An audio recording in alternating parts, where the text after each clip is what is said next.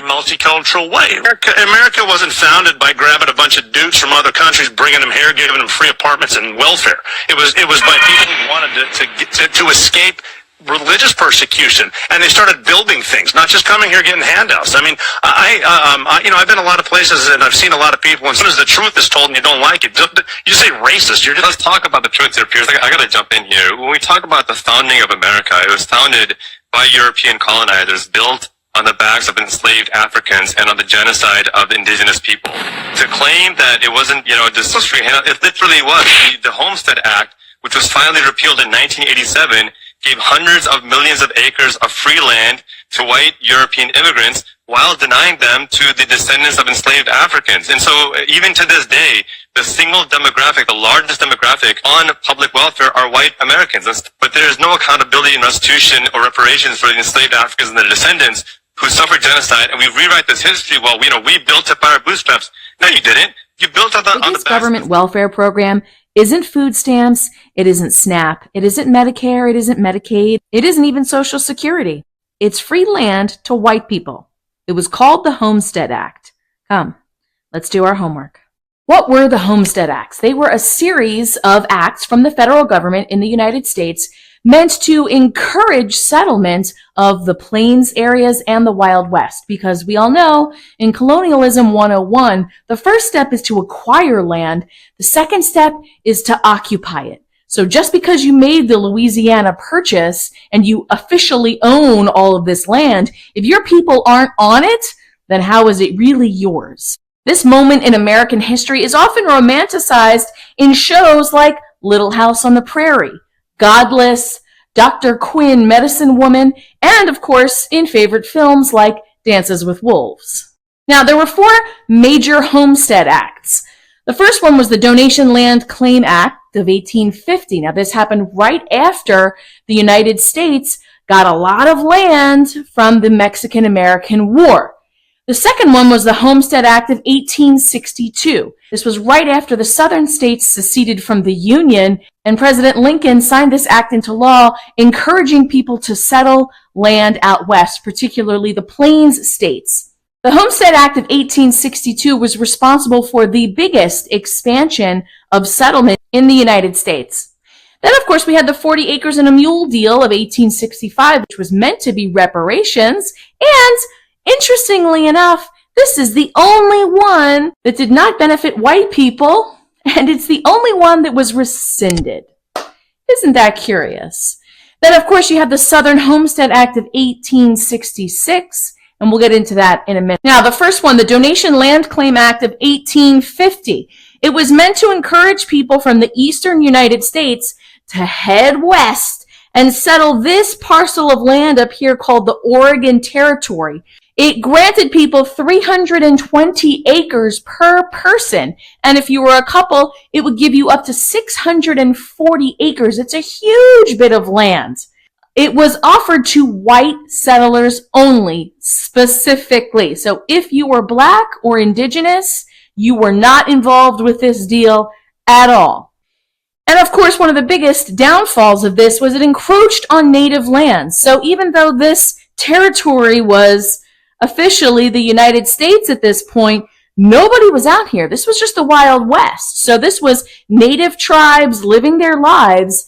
And as white people started moving over from the east out to the west, taking over, encroaching on people that were already living there and didn't care if Spain sold land to the Americas on paper because that was their home.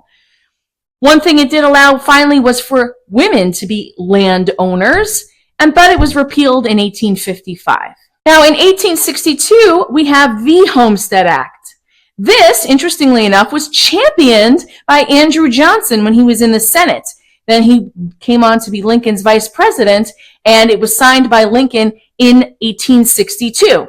It offered you 160 acres of land, free and clear, if you could improve it. So you had to live on the land, farm it, and stay there, improve it for 5 years. This is covered in Little House on the Prairie. That's what they were doing. It encouraged you to move to the plains states, sort of the middle of the country, and set up farms. It was meant to encourage the poor to middle class individual farm. But of course, most people couldn't even afford to get started because you needed gear, you needed a wagon, you needed horses, you needed a plow, you needed all of this stuff to even work the land and build a home. You needed lumber, you needed stuff, you needed support, infrastructure, and capital to get started.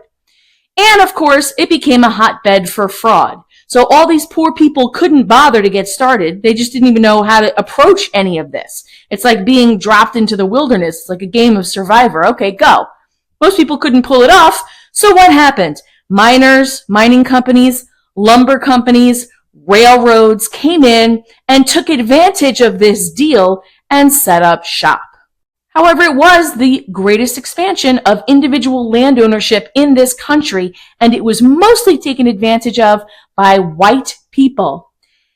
93 million American citizens are considered direct descendants of homesteaders that are still alive today. That's almost 1 out of 3 American citizens are a beneficiary of this generational wealth that came from the practice of homesteading. Then, of course, is the 40 acres and a mule deal of 1865. It was never officially an act from Congress because it was rescinded by Andrew Johnson, the exact same guy that championed the Homestead Act of 1862. Suddenly, when it came to giving land to black people, he killed it. Isn't that interesting? He intended to make it a law, but he was assassinated before he could, and it granted small plots of land on seized Confederate plantations here on the south shore of the eastern seaboard. This is prime real estate. This was a very specific bit of land that was included in the 40 acres and a mule deal. The plots were specifically marked for formerly enslaved people, and it was considered payment or reparations for the service of over 200,000 black soldiers who fought for the Union to defeat the Confederacy. So this was a deal specifically just for black people. White people need not apply. And it was the one that was killed. Finally, we have the Southern Home. This is the book of Sirach, chapter 10, verse 8.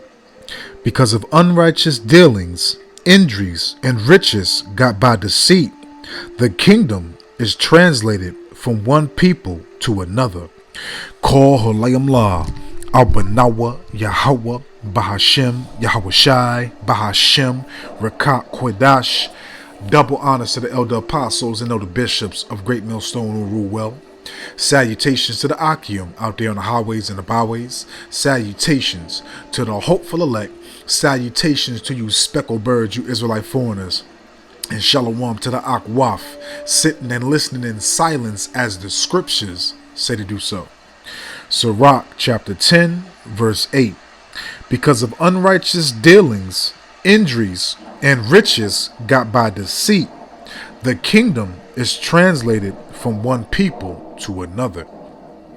And that's what's occurring because, as you heard, and as you continue to see on this video, that the so-called self-proclaimed white man who was the biblical Edomite, Hebrew Edomite, Salakia, he has conquered, prevailed, and had dominion, first and foremost, by the Lord giving it to him. But he has done it very unrighteously, colonized democracy, shed blood, okay, no mercy, no pity, no empathy, no anything. Everything this man has gained has been through bloodshed, oppression, okay, taking people's land, resources, etc., man. And it's been also through deceit. He has pedestalized and put himself up as the image of Yahweh, Yahweh Shai, the angels, the people, etc. And he's everybody throughout history. Okay, and his decrees, his laws, completely diabolical, treacherous, and not for your benefit. They only benefit him and they only oppress you. Okay, and now that this man's portion of his blessing has been accomplished, Now it's time for the translation, Salakia, of this kingdom to be completely exposed, completely destroyed, for the kingdom of heaven to be established. Okay, because again, unrighteous dealings is the only way this man know how to conduct himself. He's not righteous. All right, point blank, period. Matter of fact, let's keep on going. It's going to be a quick hit. I don't want to rock the sides. Edifying. Okay, and it's way more to what this lady was saying. It was about maybe like five more minutes longer, but you know, if y'all want to watch the whole video, you can go to the beloved brother Arrows of Indignation. I think that's his channel. You can go watch the whole video. He got the whole clip on his channel. Okay, this is Micah chapter 2, starting off at verse 1. Woe to them that devise iniquity and work evil upon their beds. And you know, that's the MO. You know, roughly paraphrasing the book of Proverbs chapter 4, I believe verse 16 on down, if I'm not mistaken. You know, they can't sleep. They're uncomfortable. They're on edge if they can't cause some to fall, if they can't bring forth mischief, wickedness. Okay, it's in their DNA, in the way the Lord made them to, you know, bring and take peace from the earth and bring havoc, chaos, mayhem.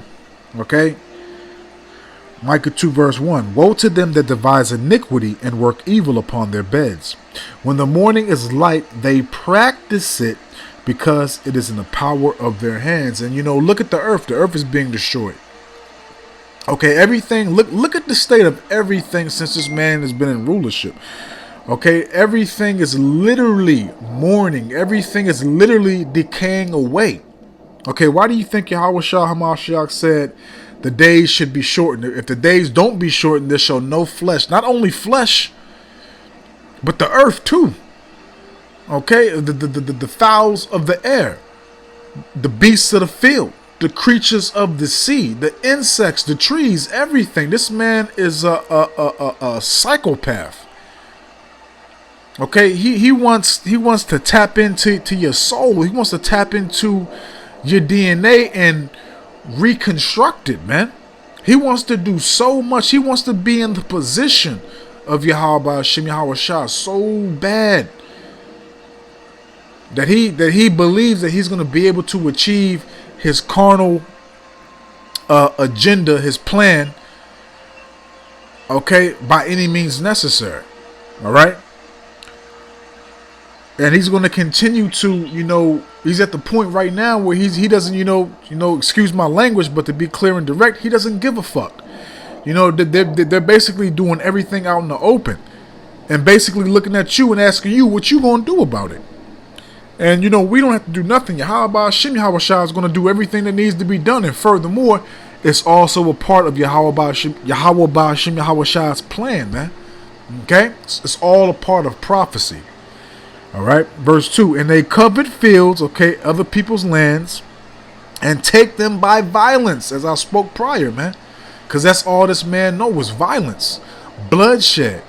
Okay, he's not going to bargain. He may deceive you by humbling down, but in his mind, war is always in his heart. Okay, he wants to shed your blood. He wants to see you suffer. He wants to take the spoils of war, which is the women, the resources, the land, etc., man. Okay, and re-educate everybody according to his standards, man. Okay, and they covet fields and take them by violence, and houses and take them away. So they oppress a man and his heritage, even a man. It's like it. So they oppress a man and his house, and even a man in his heritage. And, you know, Israelites is a prime example of that, man. You know, because, you know, that they literally bond the strong. They bind the strong man, which is the man, and literally, you know, started to deconstruct the household by putting the woman in the position of the man, giving the woman all types of benefits. Okay, housing programs, food stamps. Okay. Programs for school, which, you know, led on to student loan debt, all these things, man. Okay, just to, you know, to destroy the structure of the household. Okay, and also what? To took our heritage away, beat it out of us, man. Told you was black, told you was Latino or Hispanic, told you was Native Seminole Indian, okay, or Puerto Rican, rich port, okay, Hispanic, property of Spain, Jamaican, wood and stone, man. Okay, Haitian, Haiti, okay, all these proverbs and bywords, man. Okay, and then gave you what? Black culture.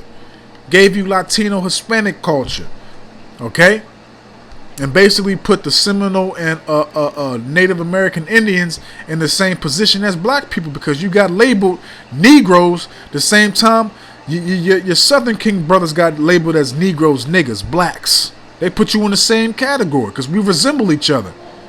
That's why, people really get confused when a Judite looks like a Gadite, but he's actually a Judite, and you have a daggone Gadite or a Reubenite that looks like a daggone Judite.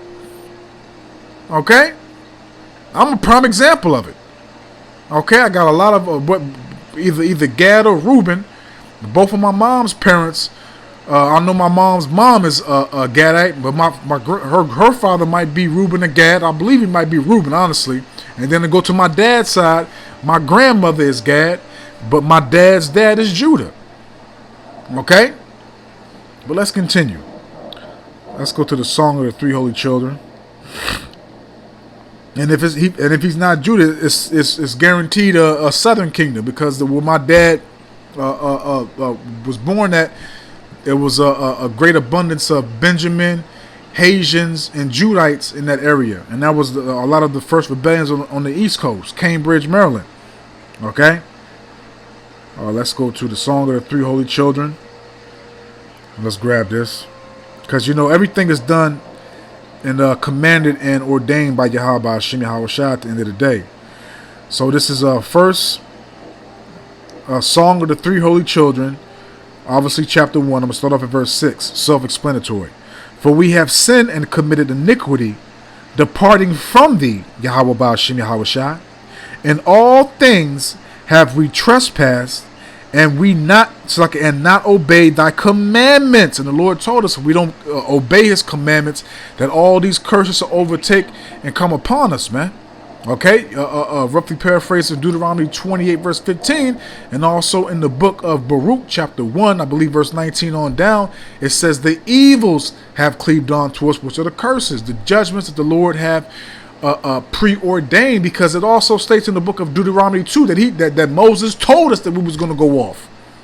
The Lord spoke through Moses and told him that you're going to go off, and those curses are going to be brought upon you, man. Okay? Continuing on, verse 7. In all things have we trespassed, and not obeyed thy commandments, nor kept them, nor done as thou hast commanded us, that it might go well with us. So everything that has happened to us over and over, time and time again, is very, very valid and justified by and from Yahweh Hashem Yahweh Shai. Okay, because we continuously had a hard head and our asses were soft. So the Lord had to reprove, rebuke, chastise us, man. Okay, because he kept on, showing us mercy, saving us. We get back, we get right, go off again. Put us in captivity, cry out, come back, have mercy, over and over again, man. And this is the worst captivity we've been in, man. Okay? Verse 8. Wherefore, all that thou hast brought upon us, and everything, listen to this, and everything that thou hast done to us, thou hast done in true judgment. So the Lord is justified in all the hell that he has placed upon us, especially through all these heathens, and especially through Esau. Even though it's hell, it's a nightmare, the Lord is justified in everything that he's done to us. Okay, and everything that he's put through our nation in the past, and everything that he's going to do in the future. The Lord is very, very justified in his true, righteous, balanced discernment of his judgment, man. Okay? Because it's only going to get worse, man. Because as we see and as we know, Jake so-called in the truth is waxing worse. Okay? With his contaminated, polluted, perverse doctrine. Okay? And you got Israelites, African Americans, Hispanics, Latinos, Native and Sindhu Indians that mock and scoff. Everything's a damn joke. So the Lord is very justified, man, and that's why we don't want no smoke. Okay, verse 9. And thou didst deliver us into the hands of lawless enemies, most hateful forsakers of the Most High, and to an unjust king, and the most wicked in all the world. So look, man, the Lord gave this last captivity again, as I spoke prior, is the most diabolical, treacherous, grievous captivity that we have been in, because as I just read, he delivered us into lawless enemies, hateful forsakers of the Most High, because their own judgment, their own discernment, their own ways of their own mind, man, which are wicked, which are evil. So the what's the word I'm looking for? Salaki. The judgments and the things that was placed upon us from them was they had no mercy.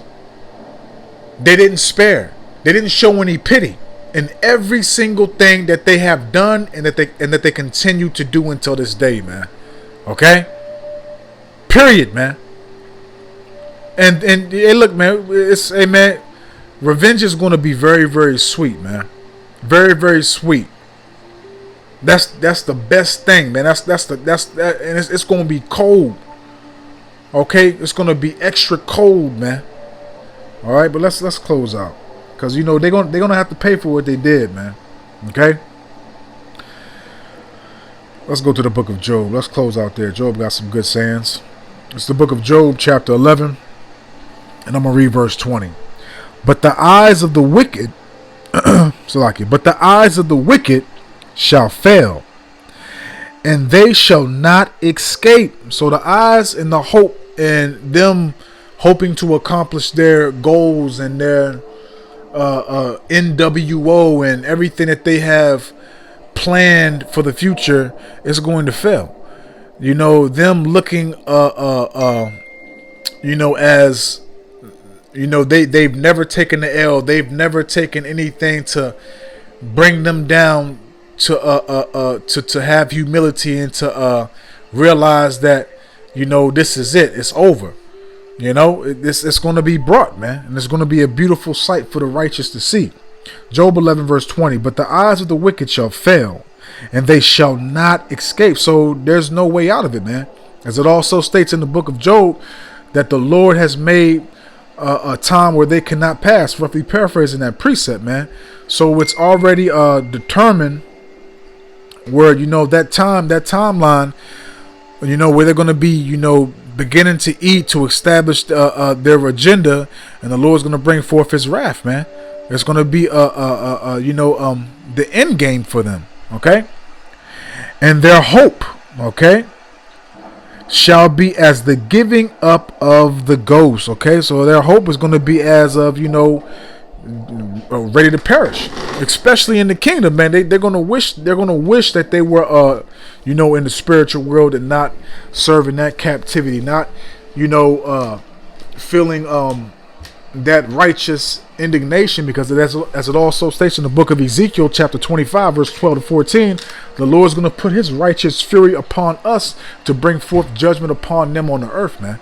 So our captivity that we have gone through and that we are going through right now, it's nothing. Okay, it's a joke compared to what they're going to go through in the kingdom of heaven. And Abba Nawaratazah, man, we can't wait to put in work. So Lord willing, I hope and I pray that this is edifying, uplifting, and informative to the true sincere Akim wa Akwaf. So with that, I'm just going to say, Shalom.